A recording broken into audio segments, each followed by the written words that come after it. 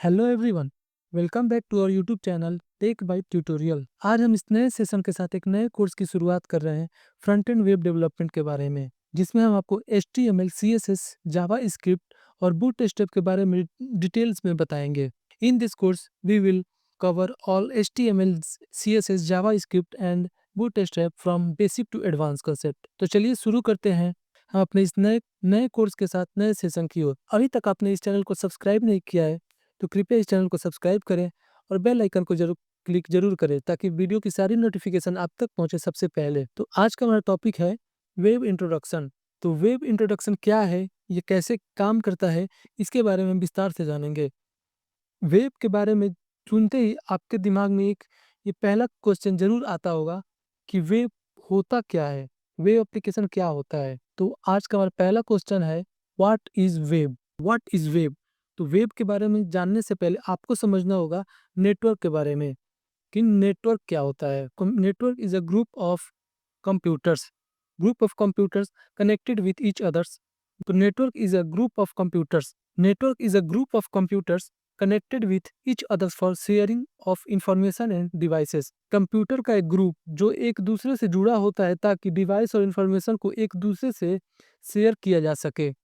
मतलब कि group of computers connected with for sharing of information and devices, यानी कि group of computer connected with each others for sharing information and devices. Network मतलब जो first computer network is पहला computer network कब बना था, अगर आपको पता है तो आप कमेंट बॉक्स में बता सकते हैं।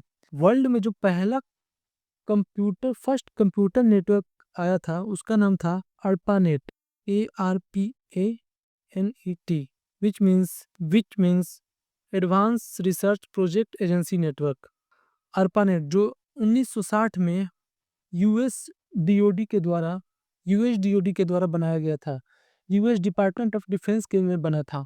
नेटवर्क को हम 3 कैटेगरी में डिवाइड करते हैं। Network are classified into 3 categories. First are LAN, second are MAN, and the third are WAN. LAN stand for Local Area Network. MAN stand for Metropolitan Area Network. And third are Wide Area Network. जब आप network समझ गए तो अब आपको समझना होगा कि इंटरनेट क्या होता है।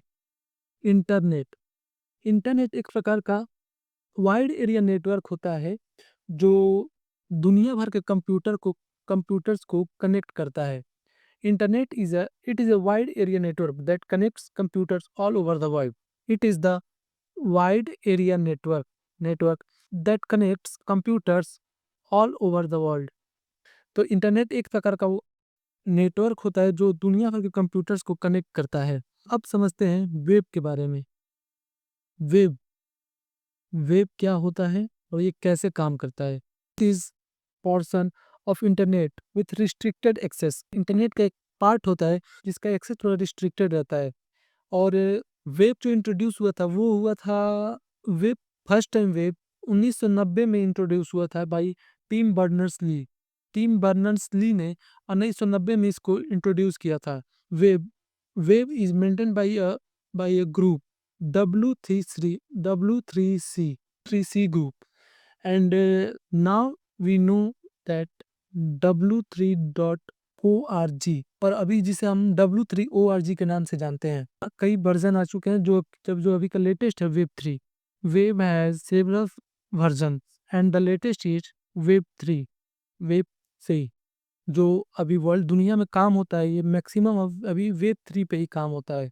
तो इतना सब जानने के बाद आइए अब समझते हैं कि हाउ वेब एप्लीकेशन वर्क्स।